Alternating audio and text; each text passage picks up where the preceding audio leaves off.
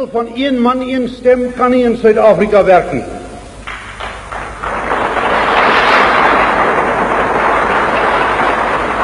It can't work because it didn't work elsewhere in Africa. I have applied much self-discipline during the past weeks and months. I've been lenient and patient. Don't push us too far.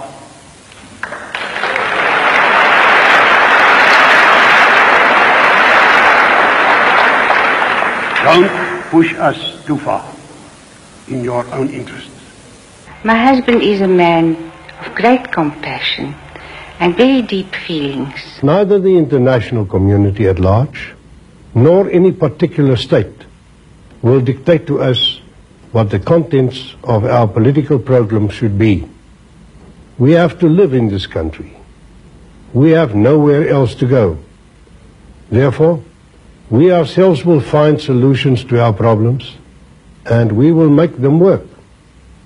Let no one doubt this. This is my land, my native land. This is my South Africa. I'm not going to allow you to interfere in our internal affairs.